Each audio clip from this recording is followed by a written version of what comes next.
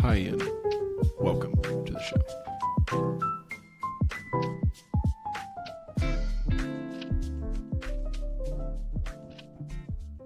In a world Made of mushrooms.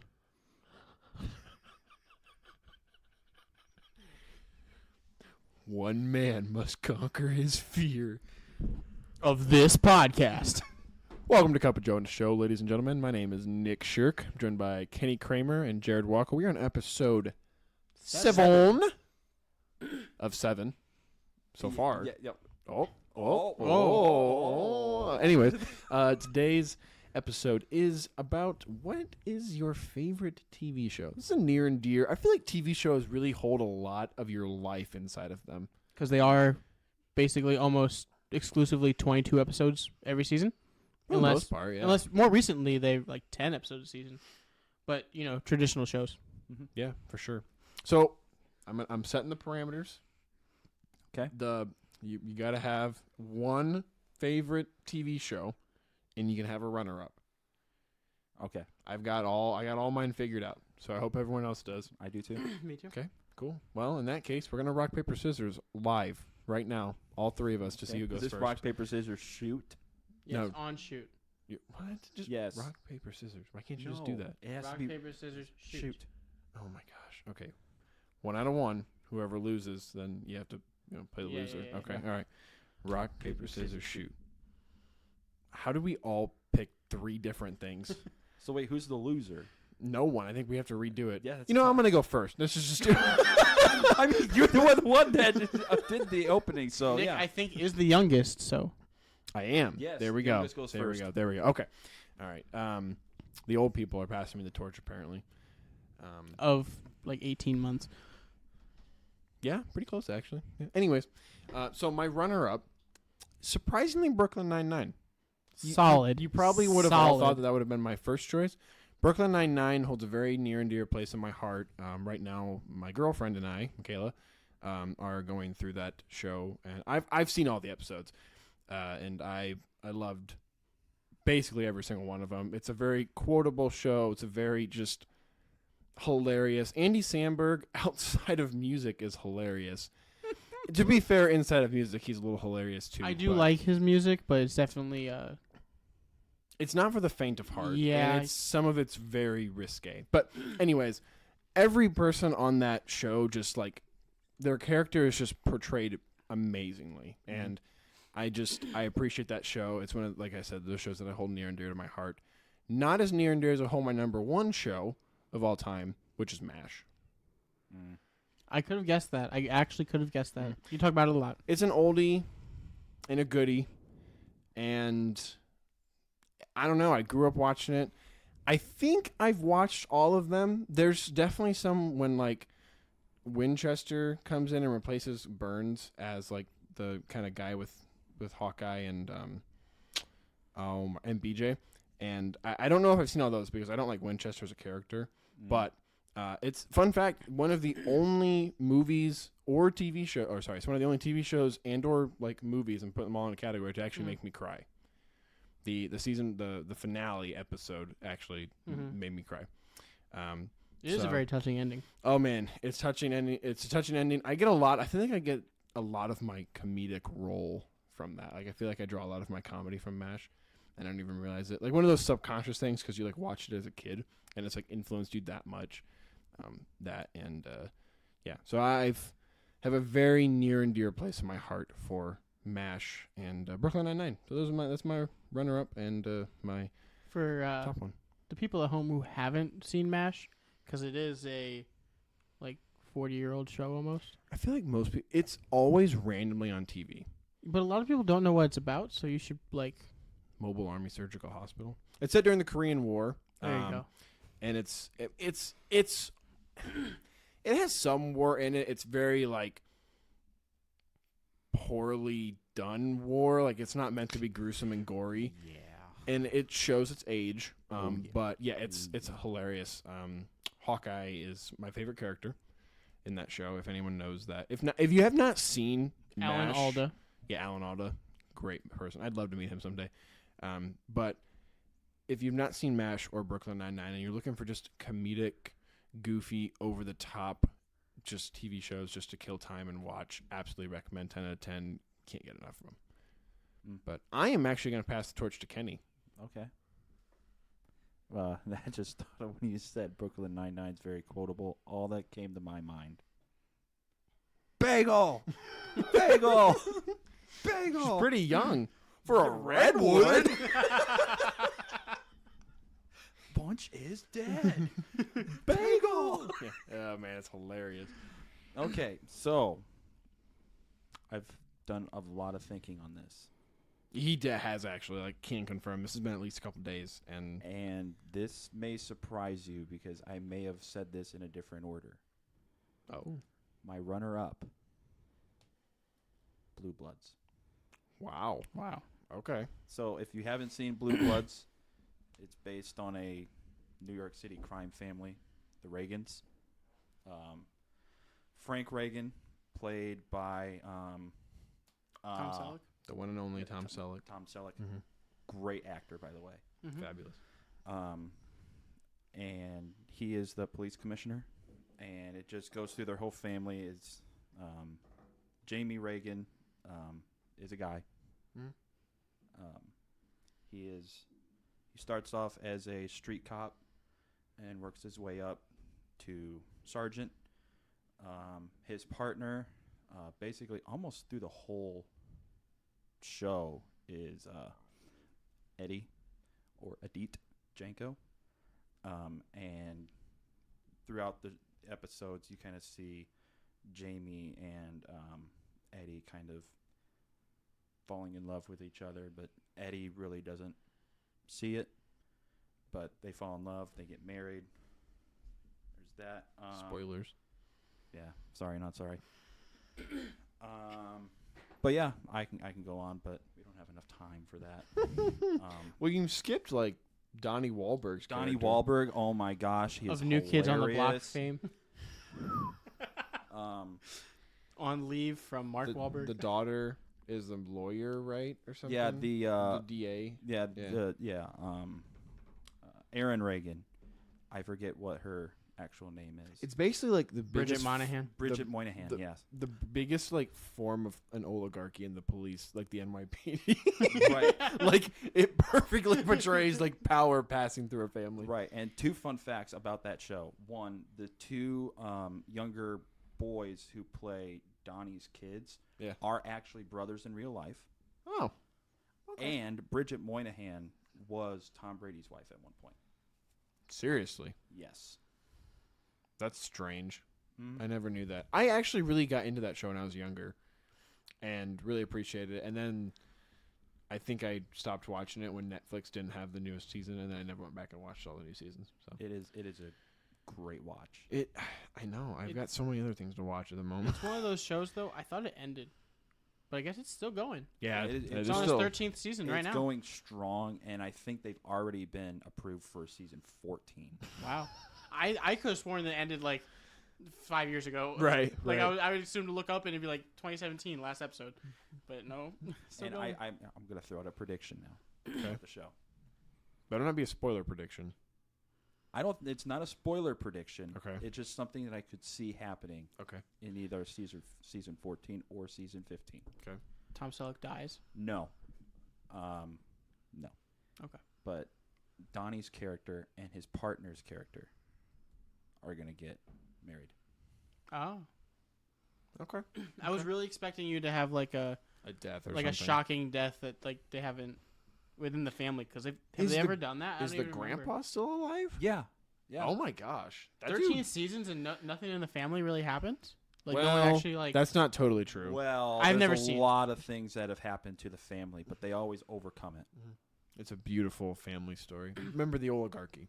It's very, from what you're telling me, it seems very refreshing, because I've seen all those NCIS and CSI where after 5 seasons, one of the team members gets killed in a huge explosion or something. I mean, so I will give one spoiler, I guess. One spoiler. the wife does die. Donnie's wife Mhm. in the show does die, but how they do it and how they've Moved past it. kind of like not really moved past it, but like they've put it into other episodes to make it actually work out is great. It is done very well. It's one of the only episodes I actually truly remember from that entire show is the one where his wife passes away. I got to put spoilers in this too. We got to stop doing spoilers. Yeah, Well, sorry about that. This is a spoiler podcast, basically. I mean, it is true. It is true. We don't really hold anything back when it comes to what we talk You about. want our honest thoughts, right? So we're going to give you our honest opinions. That's fair. That was just your runner-up. That's my runner-up. So, my favorite would have to be The Big Bang Theory. Okay. Big Bang Theory. It started out as kind of shaky. Like if you watched it in season 1, it was absolutely terrible. Sounds like The Office. Oh, I mean, I guess The Office isn't terrible, But it started off as like if you look back at it, if you're a true fan and you look back at it, you're like The Office season 1 trash. I'm gonna say it. There's a lot of those shows like that. They do really like strong shock humor and like what is that, stereotype humor in the beginning to get people to watch, and then they kind of get their audience and get where they actually want to make the shows, and then they can just transition with the audience that's already there. Mm-hmm. So I understand. I remember watching the first couple seasons and being like, This is hot garbage. "This is weird." This is hot garbage. it just felt very forced and awkward. Yeah, the humor was forced. There really was no character development early on either. It was every episode really didn't tie into the last one, Right. but over the And years, that's most sitcoms these days. They don't. They just have like story of the week, but never talk about them again. right? Unless Right. it pertains to a character motivation, like 2 seasons later. Yeah. I mean, The Office was one continuous story. Brooklyn Nine-Nine was one continuous story, except for a few time jumps, which I still question why they did some of them. But anyways, I don't know. I mean, I don't watch a lot of sitcoms. If it's not a funny sitcom, I don't normally watch it, which is strange that I watched Blue Bloods at one point. But anyways, You were compelled by the oligarchy. yes, I was. Yes, I don't know if it's an oligarchy. I don't know if that's the correct term. We don't. I just took it from you. So. But Yeah, I think you're right. it's like a government ruled by families. But I guess it's just by one family. It's probably different. It's probably just like a monarchy at that point. Oligarchy, a small group of people having control of a country, organization, or institution. an oligarchy. Yeah, they kind of do. I mean, it's not total. Anyways, back. Were you done? No, I wasn't done actually. I was, but through the years and episodes of The Big Bang Theory, you could tell like the character development got better, the writing got better, the characters themselves became better as a group and individually, and season 12 was the final season, I believe. Possibly. It ended very recently in the last couple of in years. the last couple of years, and I gotta say, the last season was the best season. So and how it ended was great. So we got to give spoiler on the last episode. I mean, I've never even seen the last episode. so Yeah. the last episode. So The last dramatic part I knew was that in real life, the woman who plays Howard's mom died. That was the last big thing that I. and that wasn't that wasn't like, oh, like, No, she died in real life. Yeah, she died in Oh. real life, and it wasn't like, oh, like she got a different gig somewhere else. No, she actually died, and they actually put it into the episode Mhm. because she was such a Integral part to Howard's integral part character. to Howard's character, and like the other characters that went over to. The house. The That house. one set is iconic to see, Right, exactly, and and her voice is even more. right, it's we only know her by the voice, but Right. there's one episode where we see a like a sliver of Howard's mom, a sliver. Okay. I'll let you guys. It's kind of like Home Improvement, how you see the neighbor only with his eyes over the wall. You Ah. never see his face all the way. right, but so I kind of got to give a little bit of a backstory on the two characters that the last episode is really focused on. So the one character mainly is Sheldon Cooper, played by Jim Parsons, a genius physicist, and wants to be, and basically thinks it's him versus everyone else, and everyone else is stupid to Sheldon, and he wants to be on his own. He doesn't think he needs a companion. So as a joke, Howard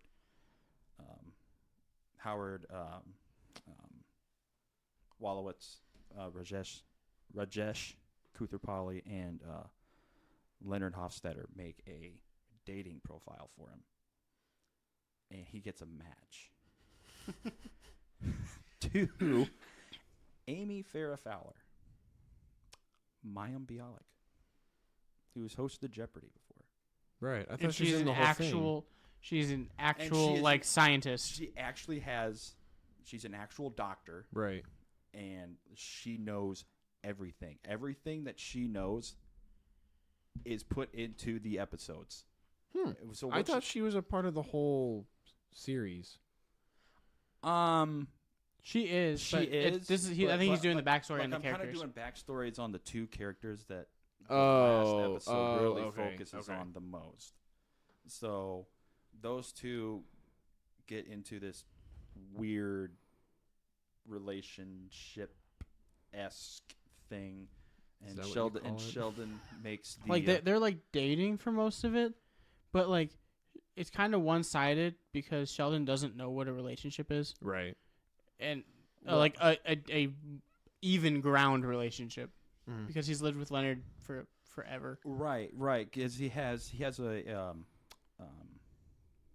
roommate agreement with Leonard, and he has a relationship agreement with Amy, which basically the agreements are the other party is going to give Sheldon what he wants, and Sheldon really doesn't have to do anything in return. So it's basically one-sided, and that's how the relationship is. And you could tell in later episodes. Good job, by the way. That For anyone who doesn't know, Jared just like smacked the table that we're We using did. currently. oh yeah. But Amy kind of grows tired of that, and they split in not one of the later seasons, but it was close to the end. And then Sheldon realizes that, oh crap, I screwed up, and the one season ends with him going to where she is out in New York, showing up at her apartment, proposing. And then the next season starts with him at the door proposing, and they get married. So, flash forward. So I had no idea this happened. so flash forward, they start working together, and they figure out something in the world of physics. I forget what it was. But they figure it out like pretty late in the last year, and they are nominated for a Nobel Prize, which is basically Sheldon's dream. He wants to be a Nobel Prize winner. And so when they're nominated, he like writes a speech that's very one-sided, obviously focused on himself, kind of thanking his mom and everyone that's like helped him get there, and throwing out his friends and pushing that side out. And then he realizes that he wouldn't be where he's at if it wasn't for Amy, his friends, and all that. And the last episode is basically him. The last part of the final episode is him at the podium, basically apologizing to his friends for being how he is. And he basically gives a final curtain call to all of the characters, which I think was kind of unscripted, but they left it in because it was so great and it was very emotional. I teared up because I was a big fan of The Big Bang Theory. Mm-hmm. And but yeah, they gave a final curtain call to all the characters. So yeah, it made me tear up too. So I get that. You had so. your MASH TV series. Yeah. Mhm. So that was all that to say. Yes, Big Bang Theory is my number one episode. There was a lot of build up for that. Lots of backstory. Yeah, lots of backstory. And I think this like confirms it that all three of our top shows made us tear up a little bit. What's your runner up? So my runner up is Prison Break. I don't know if you've ever seen it. It's about a Prison Break. well, yes, but there's so much more to it. So it starts with this guy going into jail, and he's going through the entire like process. You know, like here's your uniform, here's taking your stuff, you're getting showered, checking you for what's the stuff like when you bring stuff into a prison. Contraband. Yeah, contraband. So then he gets there, and by the end of the episode, I think it's the first episode, maybe halfway through, you find out that he's in there because his brother's on death row, and he's trying to break him out because his brother is being executed for the murder of the vice president's brother. But the main character has discovered truth that his brother did not kill the vice president's brother. Mm-hmm. So he comes in there with the plan to break him out. And it's the first season is the whole plan to break out. There's so many twists and turns you don't even expect. Like he has a plan to go in, and immediately his plan starts falling apart at the seams. He's got all this information on all these inmates that he needs help with to get him out. And then, like, one person will go into solitary confinement and get in trouble. And then they can't help him in the moment that he really needs help. So he has to go to somebody new. And then they get wrapped in. And then they say, well, if I help you until this guy gets out, I gotta come with you when you break out. And some of these people are some horrible, horrible people. Like one of the guys he has to work with is a mob boss leader, and he has no intention of bringing him with him, but he leads him on the whole time. And then the other guy is a child predator. So obviously he doesn't want to take him with him, but he's child predator is blackmailing him by saying, "Well, I'll tell the guards. I'll give you your whole plan," because he stumbles into his plan on accident during a prison riot. So there's a lot of stuff he has to go. He's like, well, I need to take my brother. I'm only interested in my brother. And there's a few people that he's like, well, these people probably don't deserve to be here. But the people who do deserve to be there they're working their best to either get out or tell the guards and get them busted. It is one of the most tense shows I've ever seen. And the whole first season is them breaking out, and then after they break out, season 2 is them on the run. So that's a whole season of them just trying to see how some people get recaptured, some people get killed, and how the people you really want to see keep going make it through. And season 3 kind of gets a little bit more muddy because they get, I think they get re-put in jail. They have to break out of another prison. And then season 4, it turns out to be a government conspiracy throughout the entire government for the vice president to become president. Because the brother never died. But I don't want to spoil it because I definitely want you guys to watch this if you can. It's a very compelling movie or show. It's basically a movie. It feels like it. But by the end, there's a very nice conclusion. And then they made a final season of them getting back into a prison and breaking out again. It's kind of weak. But as a final send-off for all the characters, it really showed them at their best. But that's my runner-up. And my number one is Supernatural. It's a all-around action horror comedy show. I've never seen it. It is definitely not your kind of show, No. but it could also be exactly your kind of show. Nick, I have no idea. The comedy is right where you're at. I'm not a demon, witch, wizard person. Stuff doesn't intrigue me. It doesn't really have to. It's more of the family aspect. The family aspect? Yeah, because it's about two brothers, Sam and Dean Winchester, who, when they were young, their mother was killed by a demon. And they become this thing called hunters, where they hunt down anything evil in the world. There's ghosts, vampires, werewolves. And if there's any monster out there that you can think of, it's real in the universe, and you have to hunt it. You have to kill it. And they call it their mantra is saving people, hunting things, saving people, the family business. So it's all about them in the first couple of seasons taking down the thing that killed their mom. And their dad is out there still trying to hunt on his own, and he's very a lone wolf type guy. But so Dean goes and looks for Sam to find out, because their dad goes missing for a couple days and he hasn't been back in a while.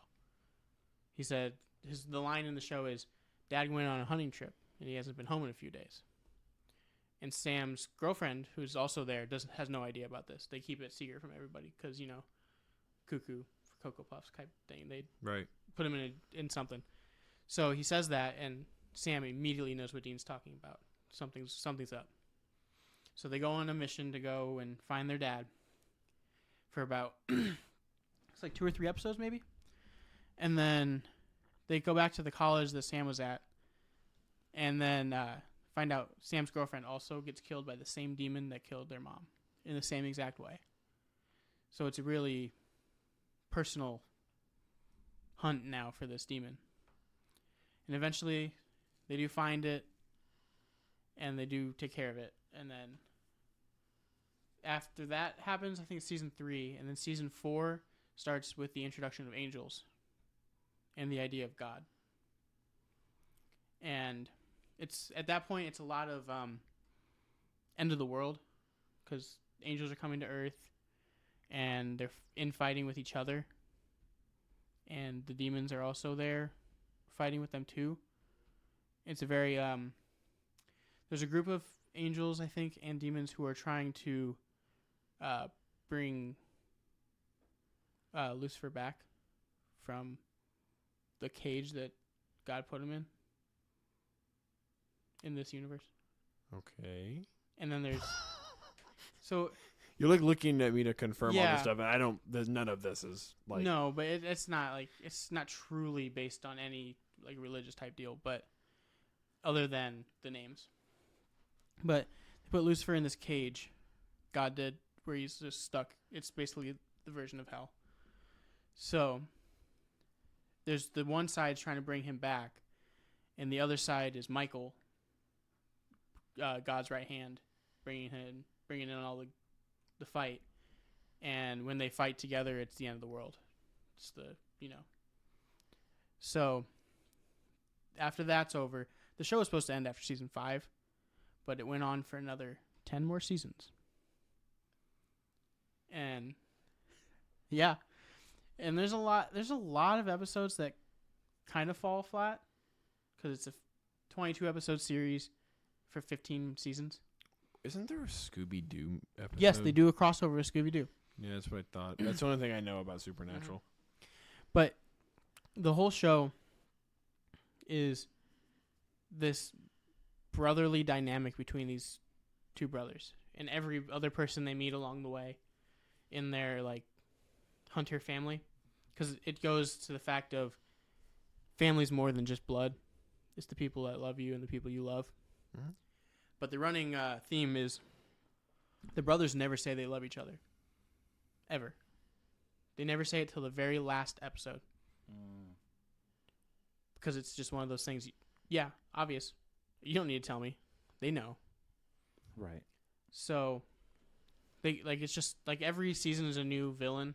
It's like a villain of the season type deal. Right. Like most shows do. They're like that. But they keep getting better and better to a point. Like you'll get through like 7 or 8 seasons, and then a character you met in season 3 will die, and like it hits you. It's not just like we invented this character. They've been around for 7 episodes and now they're dead. Right.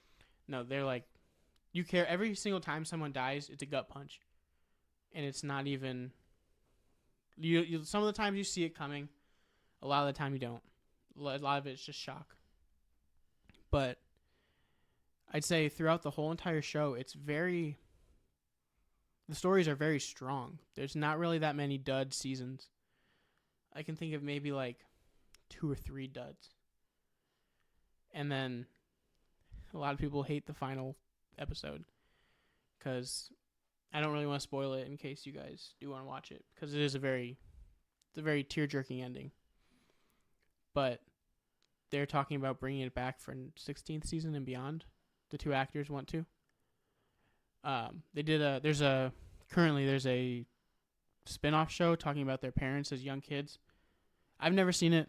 I don't really know if I want to see it because in the universe in the show, the parents met as young adults, but not at the same age as they are in the spin-off. So it's kind of weird. But the creators are one of the brothers in the show, one of the actors. So he said that it does work itself out into canon, and it'll work itself out. But I just haven't caught it yet.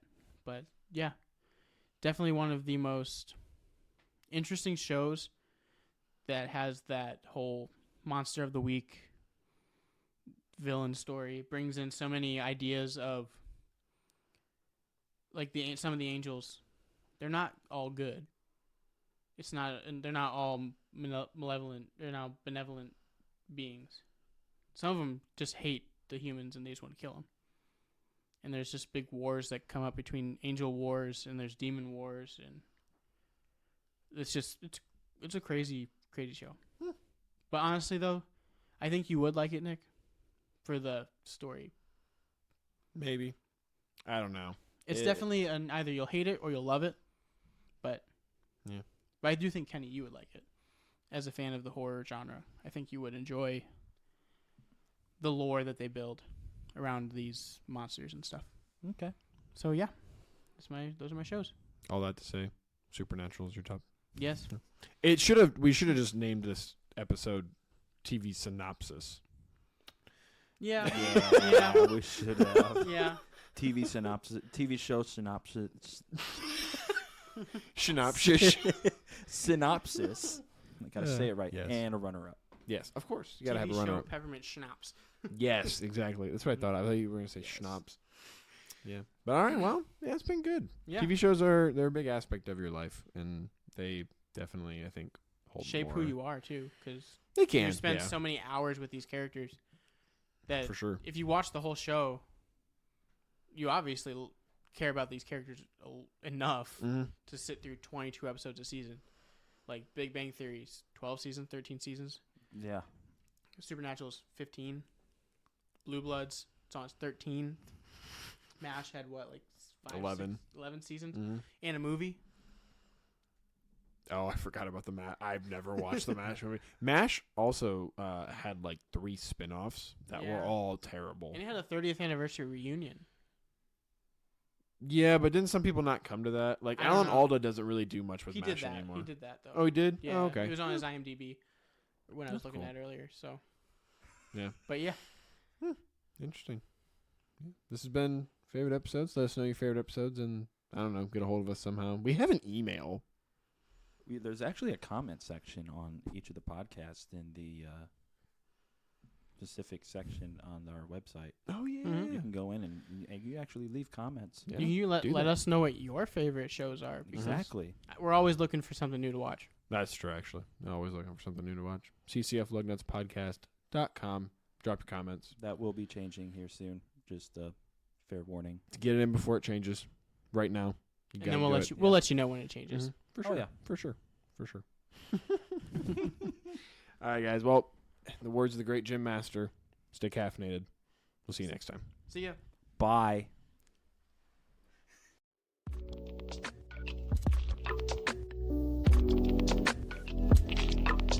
Hey everyone, we hope you enjoyed the episode today. If you did, you should go check out the rest of our episodes on our website at ccflugnutspodcast.com. You can also listen to us wherever you find your podcasts. Follow us on our Facebook and Instagram pages by searching the Lugnuts Podcast Group. Thanks for listening, and remember, Jesus loves you, And so do we.